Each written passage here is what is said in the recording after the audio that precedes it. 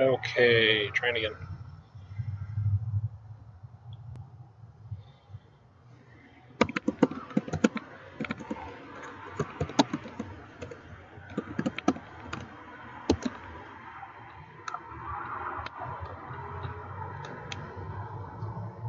Live, play.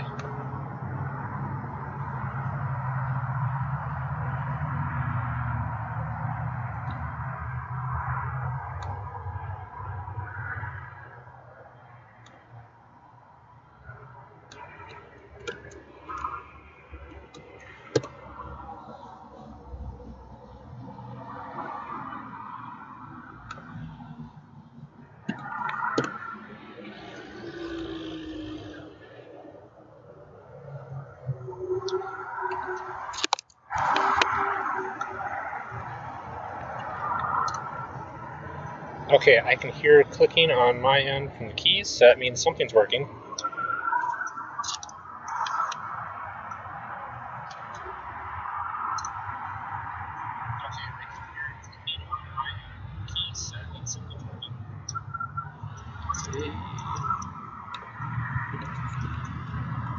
Hey Colin, I'm good.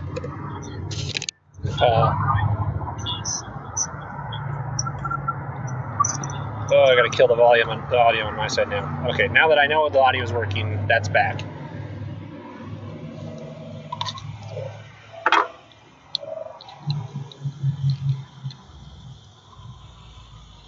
All right, so then I guess we're gonna restart this live stream, kind of. So what I've got going on is I've just added my first hop, so we've started the boil. I'm gonna install my other webcam. Still echo?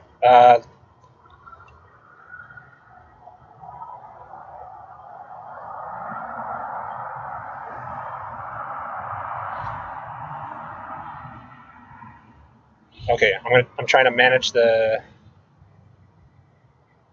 Is it now? Okay, let me switch the mic source in a second here, and then we'll see if that fixes that. I'm simultaneously trying to manage a boil and this, so this is turning into a bit of a complicated process for my first one. 1 second here.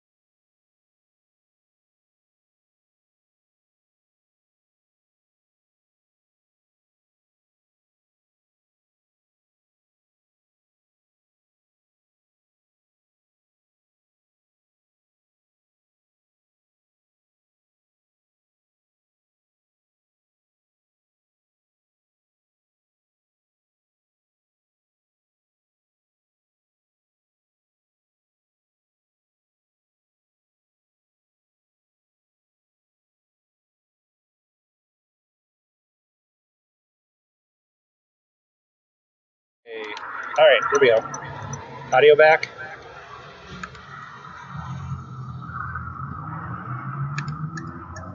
Okay.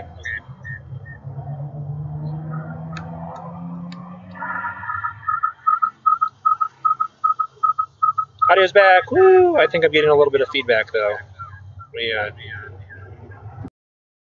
I want to mute that. We'll turn that way down. Okay.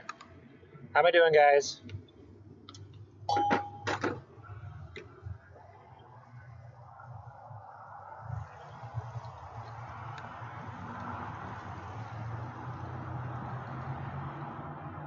Yay! No more double audio. Thank you, Colin.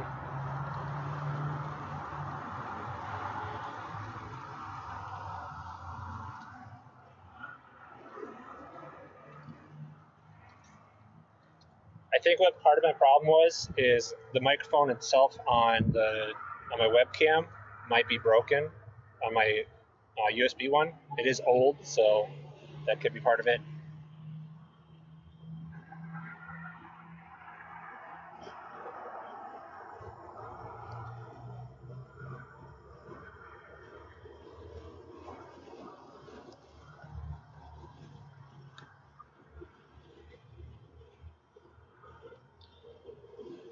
And yeah, you are probably hearing some traffic and wind because it is a little windy outside, and also there is a road not too far away from me. There's a highway. That's the downside of being an outside brewer in an unprotected space. So, but if you can hear my voice, that's the key. And I'm sorry, this lighting is absolutely terrible. Not a whole lot I can do about that, except for changing the camera a little bit on the computer. There we go. Put it more on me. Now you can see my shirt. The other downside of being outside is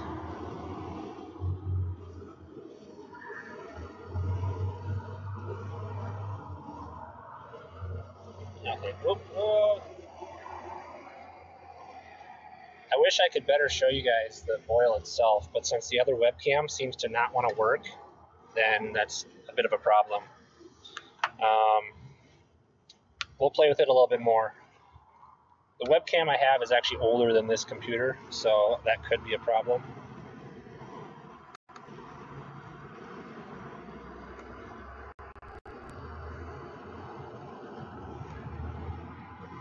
Okay. Right. Okay, now, can you guys hear me?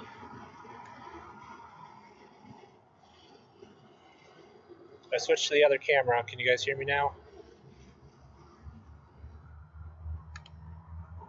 I've got audio coming in on my end, so it looks like it's working.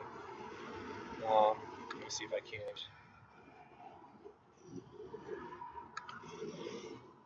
Can you still?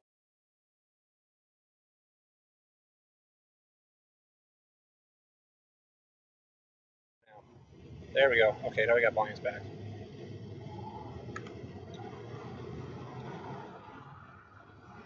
Okay, so I think part of my problem is the microphone on this camera right here. I think the problem is this camera's volume or microphone doesn't work. So I have to use my computer's microphone and then this camera so I can actually show you guys stuff. So as you can see, I need to switch my views. Okay, there we go. There's beer. Well, actually, technically right now it's wort. We are boiling at the moment. This is going to be a little bit longer than a 60-minute process, partially because I forgot to start my timer. But that's also okay because my initial gravity reading, aka the sugar count, was a little low. So with a longer boil, I'll get a higher starting gravity.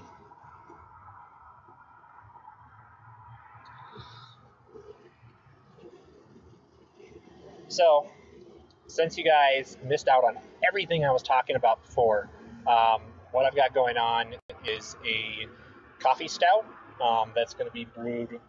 Well, I'm brewing the stout portion of it today, and I'm actually going to make some cold brew coffee, which will then be added to when I put it into the secondary. So that'll get added in about 5 to 7 days, depending on how fermentation goes.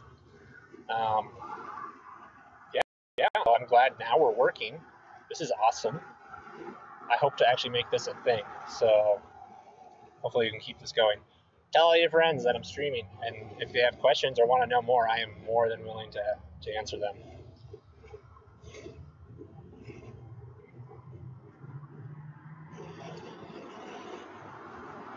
Just a little background on me and my brewing. I've been brewing for about 3.5 years now. I first started in the summer of 2014. 3.5? Yeah, it'd be 3.5. So I started out doing extract kits, so everything would come in a little box, and it would have everything you need, and then I would add that. I did extract for about a year, and then I switched to all grain.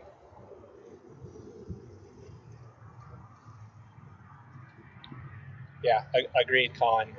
Once this becomes an actual thing, then we can continue to make improvements. I should experiment more on inside before I play too much outside.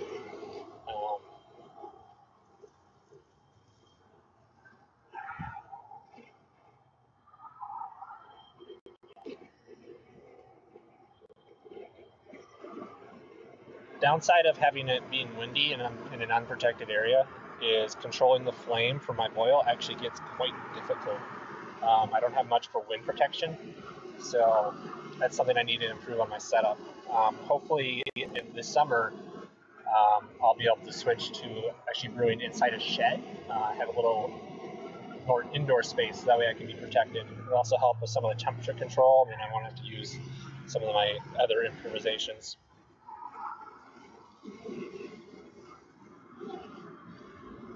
Something else I want to show off up here. This is my original brew pot.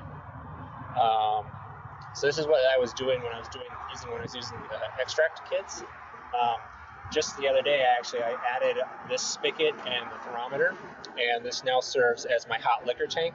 So because I have one burner, I'll heat that inside, and then I bring it out, and then that's what I actually run to rinse the grains, and it helps give me my volumes. But it was a nice little upcycling project. A little bit of process drilling those holes, but it's turned out well. Otherwise, a little bit more about the setup. I've got this for my boil kettle. It's a tall boy. It's about 8 gallons all the way up to the brim here. I'm boiling I started with about 6.5 gallons. So when I hold it down, it'll be around 5.5 or so, and then once it transferred into the fermenter, we'll actually lose a little bit more, but most of that will be the trub, and that's the stuff we don't want in. That's just like the hop residue that didn't quite make it through. There's a little filter in the bottom so that it actually filters it out. Yeah, I do filter. I've got a bazooka screen at the bottom of the kettle here, and so what that does is that just keeps the hot particles out. And then later, because I'm going to do now another stream later, because I'll be kegging later, I'll show you guys the filter I use there. It's a beer bouncer. I'd say total times filtered, counting the boil, be 2 to 3.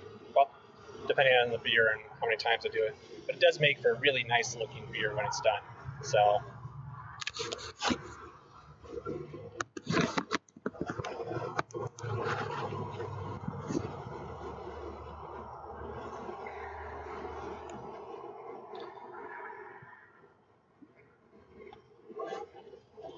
another thing I add to help with the clarity is towards the end of the boil here, I'll add some Irish moss.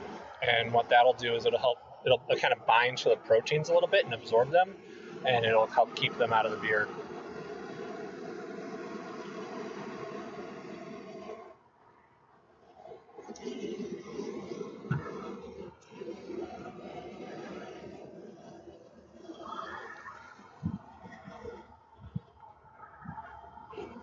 Okay. As far as interesting flavors, probably the most interesting I've used in the past is I actually made a homemade chili extract. and I added that to a cream ale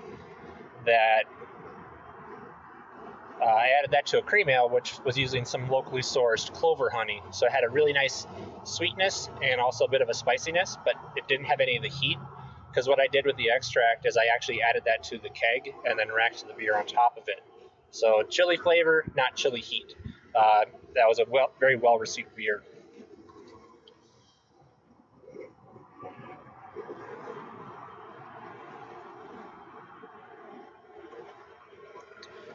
I'm going to duck off camera quick, guys. I've got my fermentation vessel. It's in the process of sterilizing it with some chemicals, so I'm going to go transfer that now and also to my keg and clean some of the transfer equipment for later. So I'll be right back.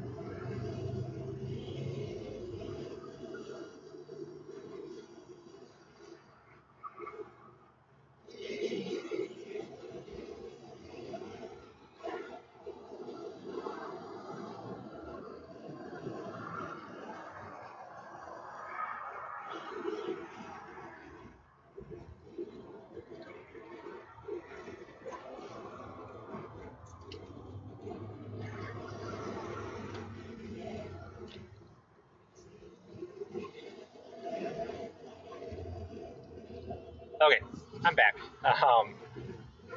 Trying a new method so that later I can have a completely closed transfer, so that way I can avoid introducing oxygen into the keg, which I'll also explain later when I do that stream. But since we're just on the brewing stream, I still have about 9 minutes before I add my next hop. That's going to be another ounce of Challenger hop. Comes in a nice little package like this. This is a really nice bittering hop. It's also really low in alpha acid, so it kind of helps mitigate some of the bitterness in the final product of the beer.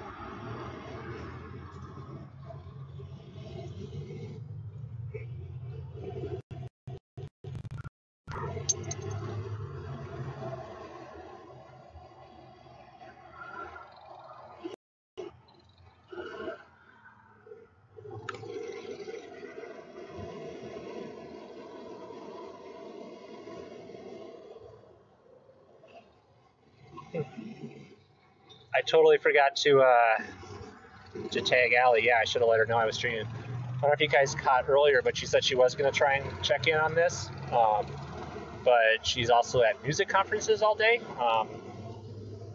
So she said she might not be able to stick around too much, but it would be cool have her check in. So.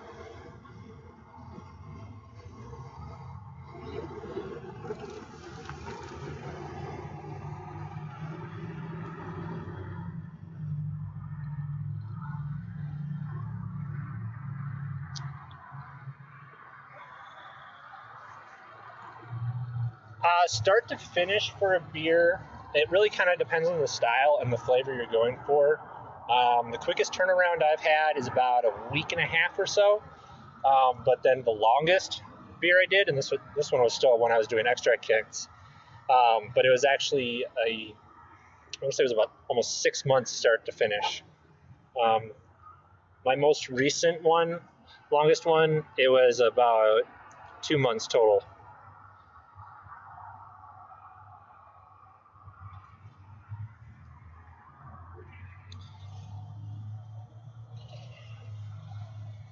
One thing you didn't quite see because it was off camera while I was over here,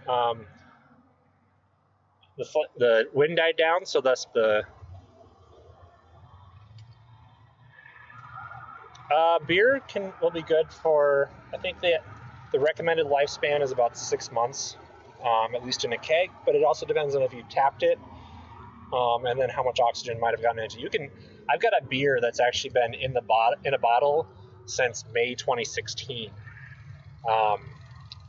That's one that I made some mistakes on. It's actually a little bit overcarbonated, but it was a nice specialty beer that I made. So I'm going to open it. This bottle I have is the last bottle.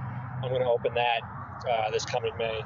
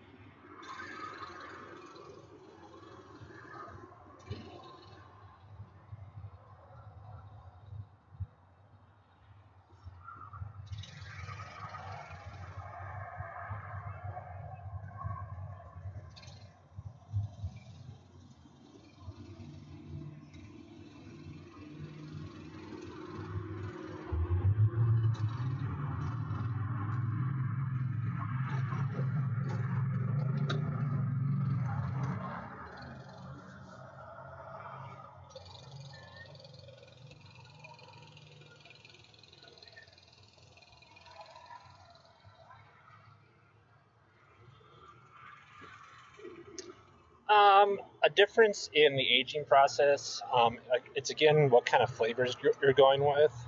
For example, for a really high hopped beer, the longer it is, the actually more mellow the hops will become. So it can change your flavor there. Another thing with the aging process that I'll do is like sometimes I'll add some like oak chips to give kind of a barrel flavor to the beer, and then depending on how large the chips are, it'll actually take longer to extract the flavors. So like for most oak soakings that'll take up to 6 weeks because that's the recommended time to do a full flavor extraction. I don't know if that answers your question yet or not.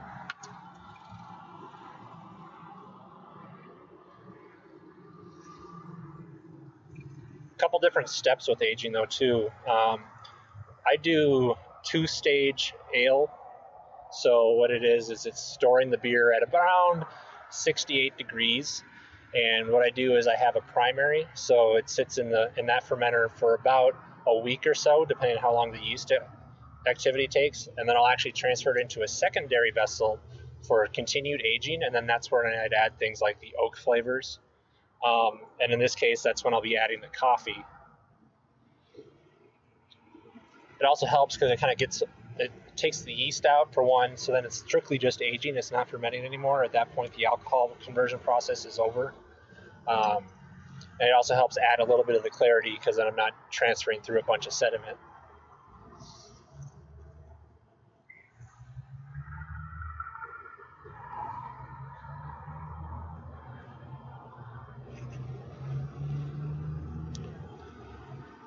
So I'm going to show you one of the downsides, especially with me having to like bounce around and whatnot. You can see I've had a little bit of a mess. That was the boil getting a little out of control on me, so that's an unfortunate thing. Plus side to brewing outside, though, is I can just spray it off with the hose. Unfortunately, with it being technically winter here still, my outside water is turned off, so I'm actually running the hose from my kitchen sink to outside, which maybe not the safest thing to do, but it's what I'm doing.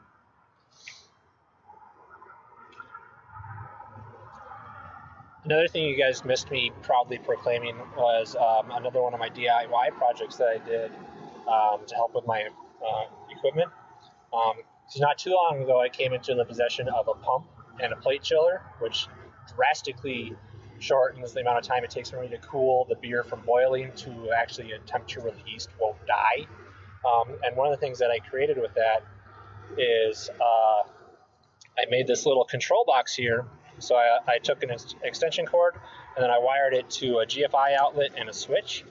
And so this switch will actually control the outlet so I can turn the pump on and off without having to plug it in and out of a wall socket. So that's been kind of convenient. Right now I'm using it to charge my computer since I'm outside.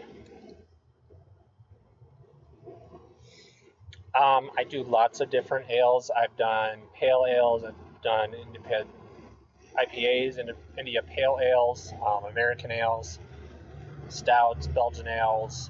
Pretty much everything fits into the ale category. With exception, I have done a wheat ale. That one was fun, and also kind of falls into the interesting flavors category. That one I actually added cranberries to the secondary to give it a nice, cranberry tartness and flavor. That one was kind of a Christmassy Thanksgiving beer that I made a couple of years ago.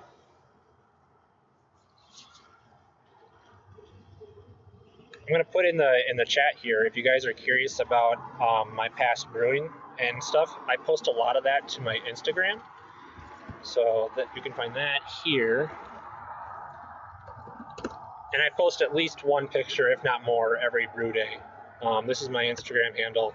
You can find it there. I also will sometimes post to my Twitter,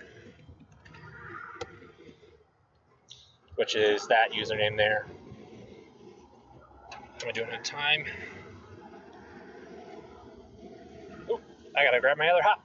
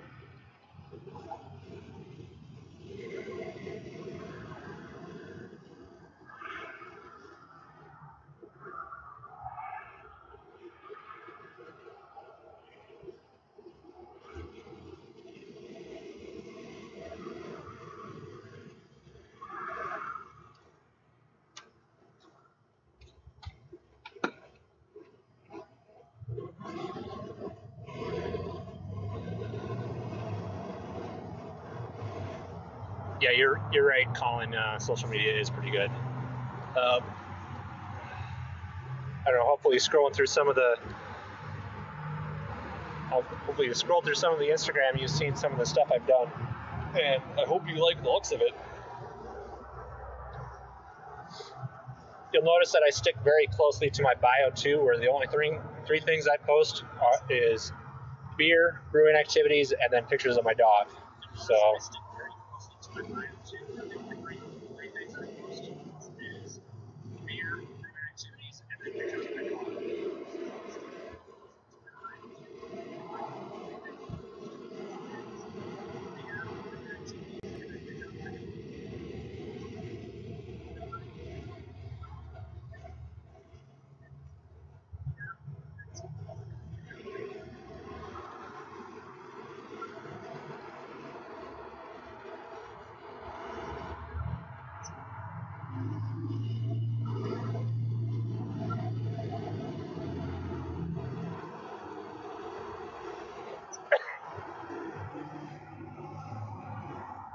So one of the things I've got going on off camera here in my inside, I'm actually cleaning now the pump and plate chiller, so that way when I transfer, I don't transfer any harmful bacteria or things that make for bad beer. So now the pump and plate chiller, so that way when I transfer, I don't transfer any harmful bacteria or things that make for bad beer.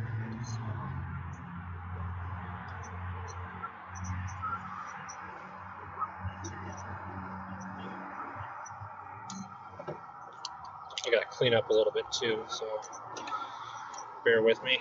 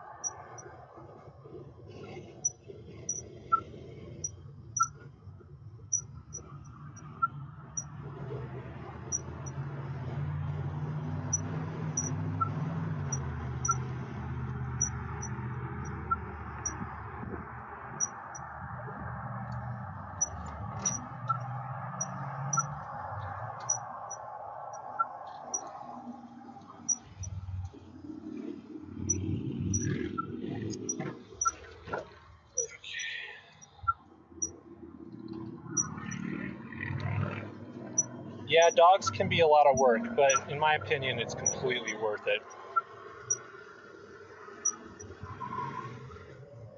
Yeah, dogs can be a lot of work, but in my opinion, it's completely worth it.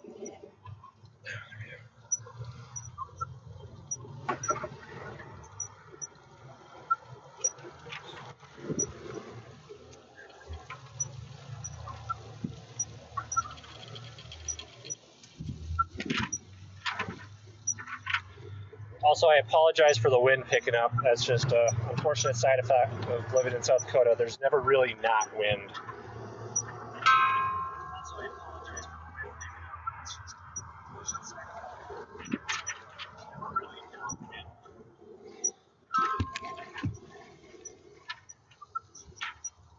Oh, you can't be that bad, Martin. I'm sure you can handle yourself just fine.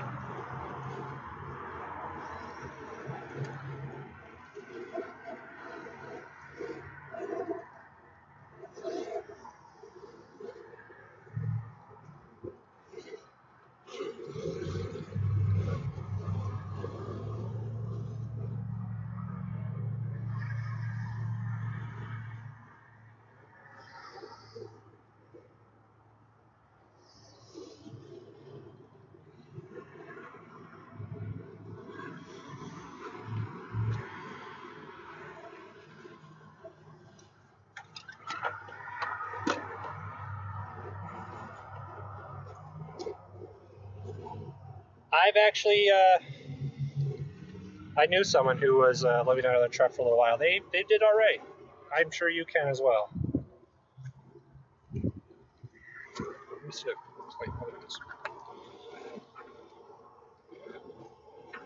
But hey, even if you are in your truck, you have shelter, so that's better than nothing.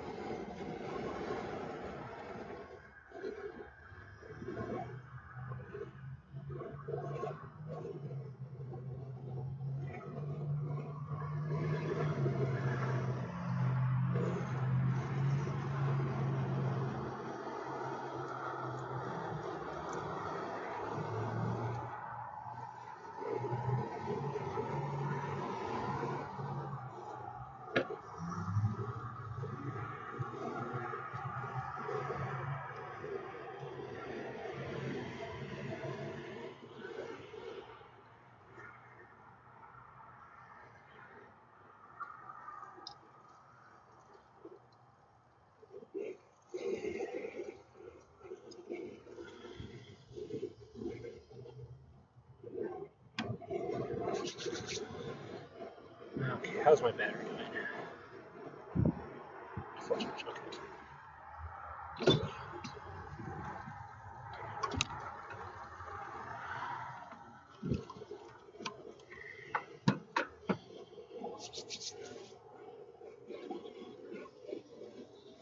Timer.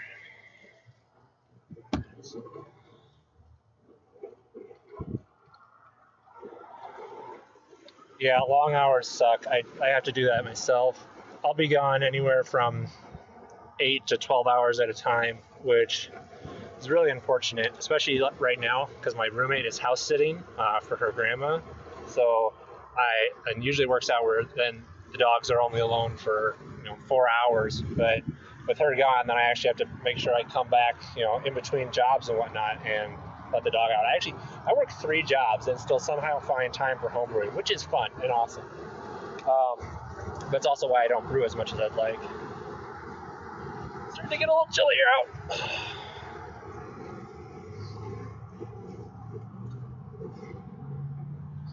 Something I mentioned earlier that I had that pump that I recently required. So this is it now. It's a little bit of a mess, but I've got it hooked up and it's ready to go. I just have to grab the fermenter. So what happens, how it works is it'll go from the kettle here through the spigot into the pump itself, and then I can control the flow rate here, and then it goes from the pump into the plate chiller. And what this is it's a counterflow system. So how it works is cold water will come in here and where the wort itself is coming out, and the wort comes in on the other side, and so it'll squeeze in between the plates, and it actually can cool it from boiling to 68 degrees in a matter of 20 minutes or so, compared to the almost 45 minutes it would take for me using my old immersion coil. I've nearly got that set up. I just have to hook up the cold water yet.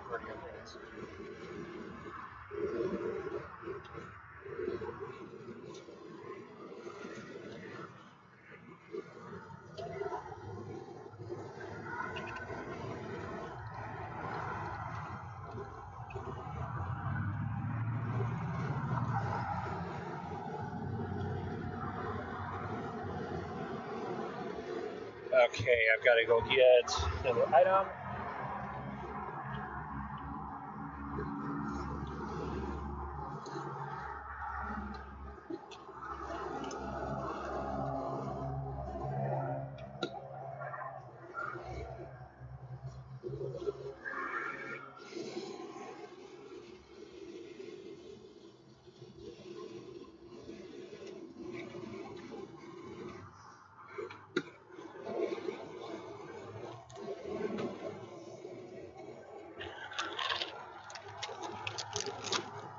I've got my final hop going in now. The other 2 hops that I use for Challenger, this is a Galaxy hop, or the hop is named Galaxy. Comes from down under in Australia, and this one's actually a pretty high alpha, so if I had used it at the start of the boil, it would have actually made it for a very pronounced bitterness in the beer. But by using it kind of later in the boil like this, I get more of its flavor and aroma. Has kind of almost a grapefruity citrusness to it, which is kind of awesome.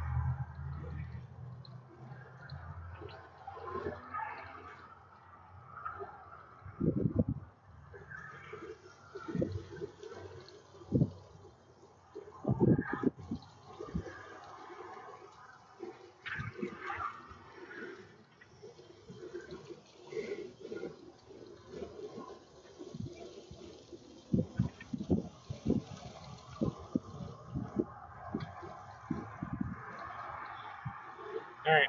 All right here, this big old jug. This is actually a 6.5 gallon carboy. It's what I use for my primary fermentation stages. It allows for enough headspace so that when the yeast kicks up its activity, it actually creates a lot of foam and craisin. So you need the extra volume, even though I'm doing 5 gallon batches. I need that extra volume to account for that. So.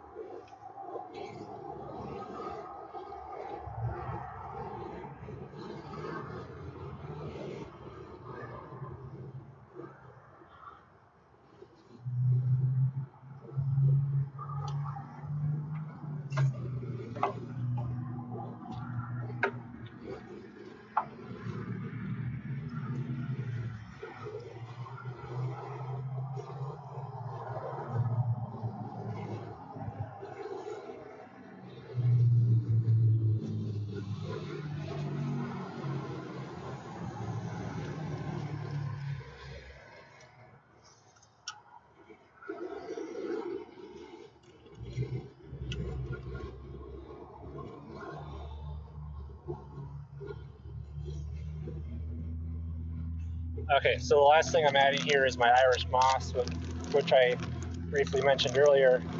This is to help kind of clarify the beer and break down some of the extra proteins that I don't want. It is what it is. As its name suggests, it is actually a dried moss that is getting put into this beer. It's actually quite common for that most brewers will use. Okay. Doing time. Got about 8 minutes left of the boil, and then we'll begin the fun process of cooling this sucker down. All I've got to do right now is hook up my cold water inside, and we'll be ready to rock.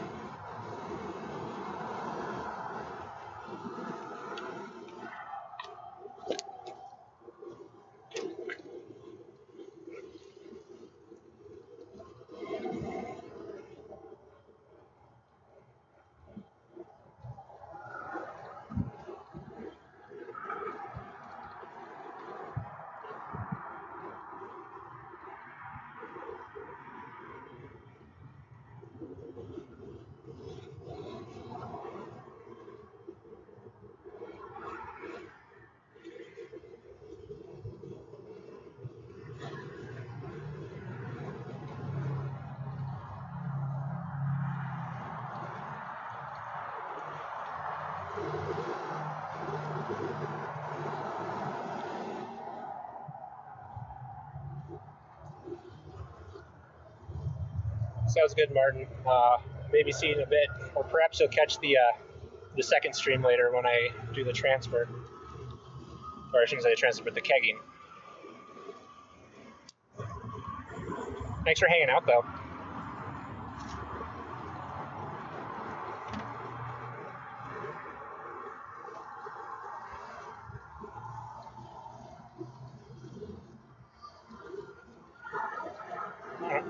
I'm not sure if I had the angle right or not, but what you guys just saw me doing with the little device I was checking, that was actually a refractometer.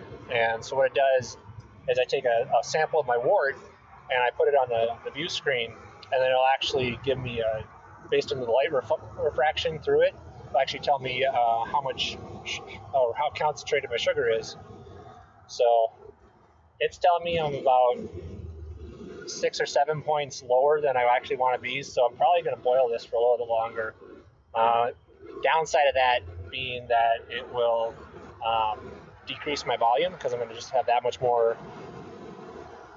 I'm just going to have that much more boil off that'll result of it. The other option being is I could take some dry malt extract, which is basically what I started with from out of my mash, and with this, but boiled down and dehydrated, so it's just sugar powder. That can be a little bit more of a tricky bit. We'll see what I do. I don't know, what do you think? Slightly longer stream, or should I just add in more sugars to give myself what I want?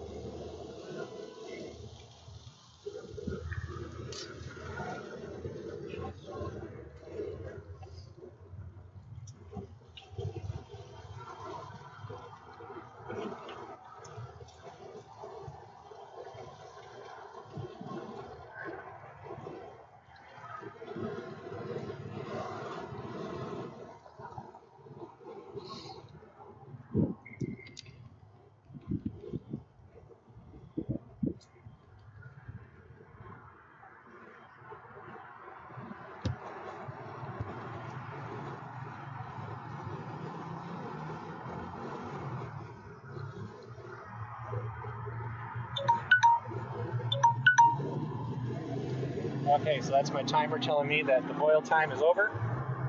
I'm going to do one more gravity check to see how much changed from my previous one. See if maybe we gotten a little better. As it's standing right now, I've got about 5.6 gallons in the kettle, which, accounting for loss, should still give me approximate 5 gallons at the end of everything.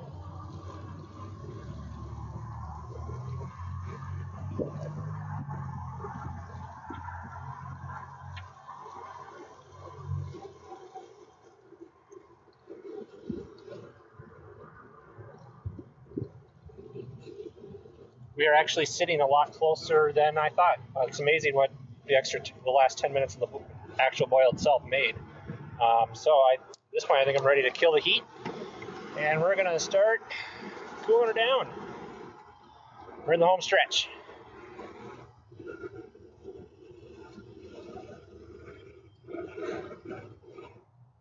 Just gotta grab one thing.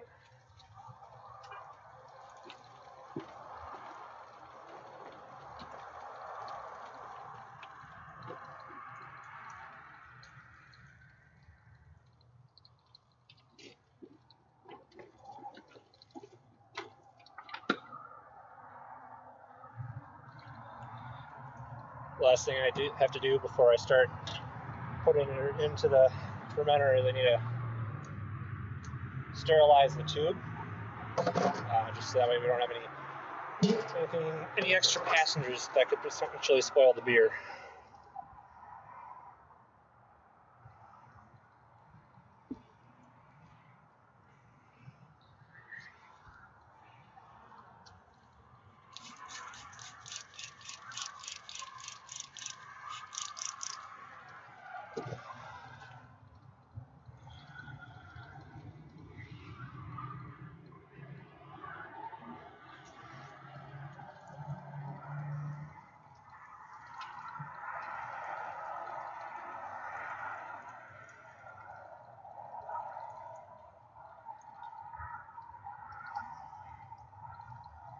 Okay, so far without the aid of the pump, it's actually coming out pretty hot.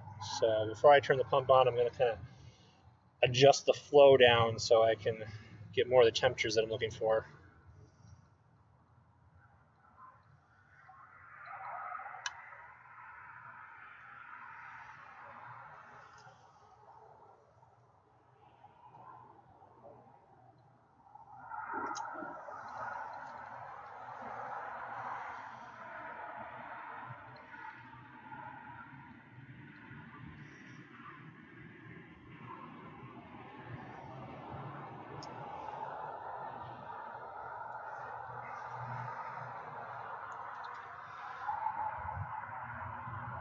Okay, so I can show you guys this. You should be able to see it. Right now we're sitting right around 70 to, or about 69 degrees. You can kind of tell. And then you can, like, I barely have the pump throttle or open. Part of this is because I am pulling off of the house water versus, or the inside water versus the outside. So it's not quite as cold as if like the outside faucet would be. So even though this is, oh, it's not even moving. Opened it up a little bit.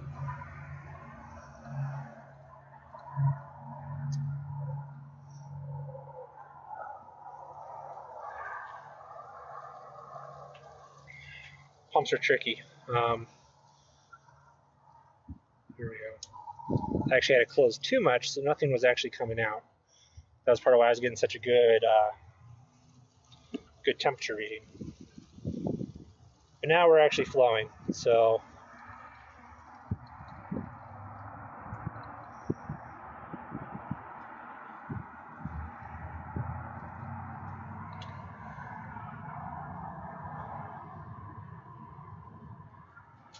we're starting to get a little warm. I wish I could turn my water colder. Don't have much control over that. But even going in, like right now it's going in at about 72. By the time I actually take it inside and aerate it and add the yeast, it'll still be okay. I'm going to see if I can't get a little bit more cold coming out of the tap.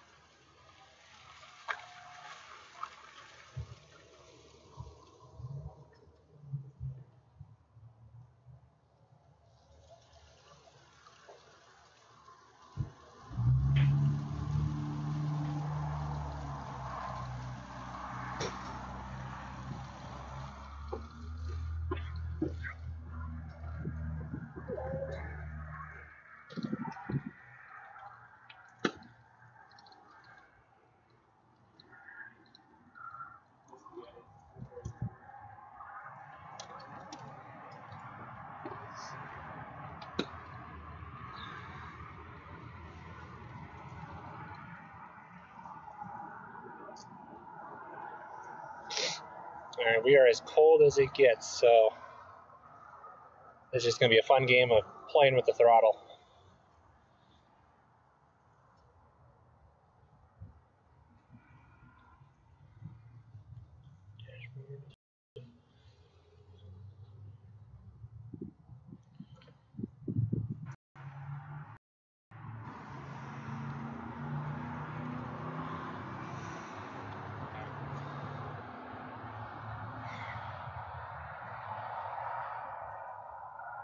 Yeah, so even though like my flow rate is really small and low, this process itself is still a lot faster.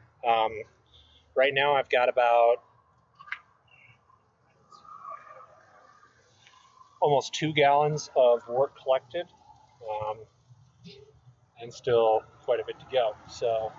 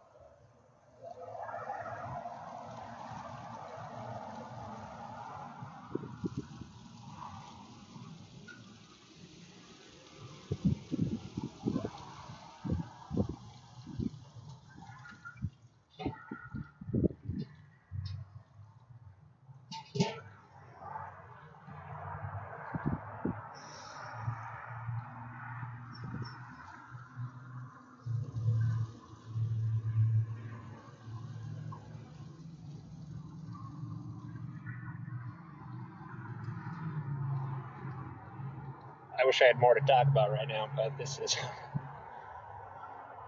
a very great example of homebrewing in itself. There is a lot of waiting. But in good and fun news, one of our local breweries here in Rapid just posted the information about their second annual homebrew competition, which I plan on entering this year. last year when I did it, one of the beers that I submitted actually got an honorable mention, which won me some prizes as well as some memberships, which was really cool. So hopefully I can do similarly again, if not better.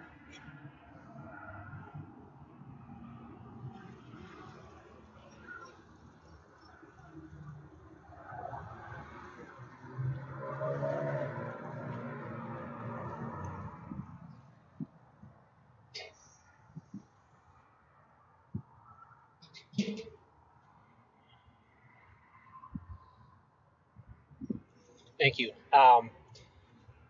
Beers that I plan on submitting will be a blonde ale, an imperial blonde, which will actually be the very first beer I ever made was an imperial blonde, and that was an extract kit.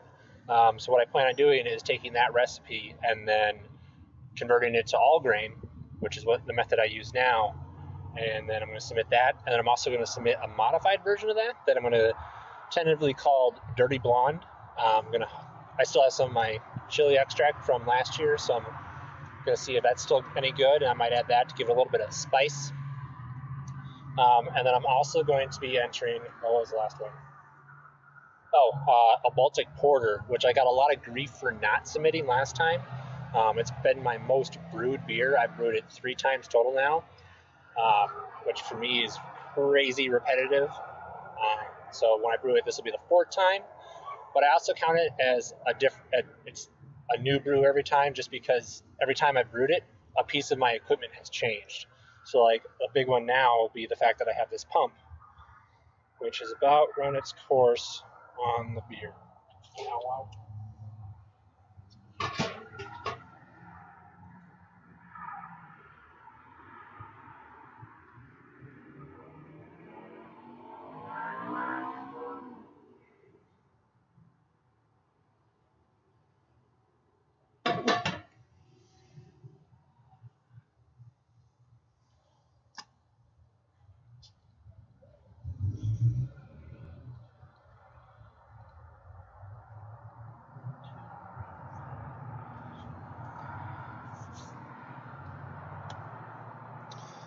Okay, so I've collected all the runnings I can.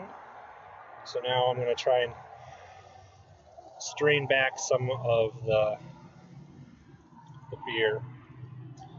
I got to go turn off my water inside first, and then I can do that.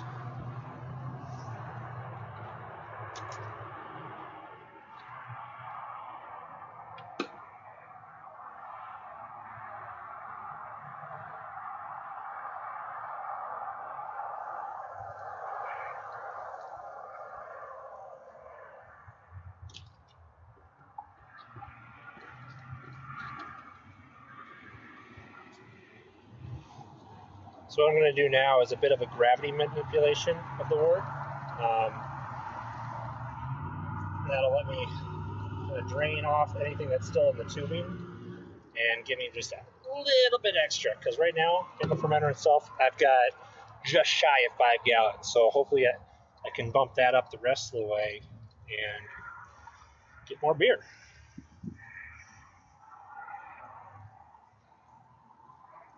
How am I going to do this? It's got kind of a mess here.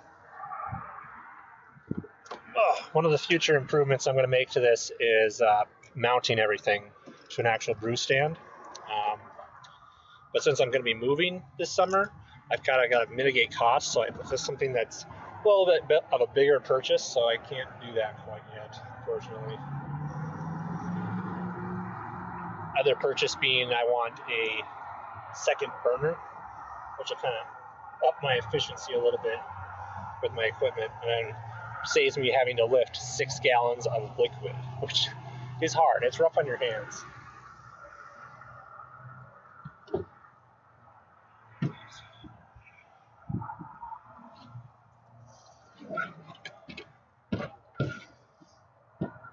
Everything is super tangled. I didn't put this together very well.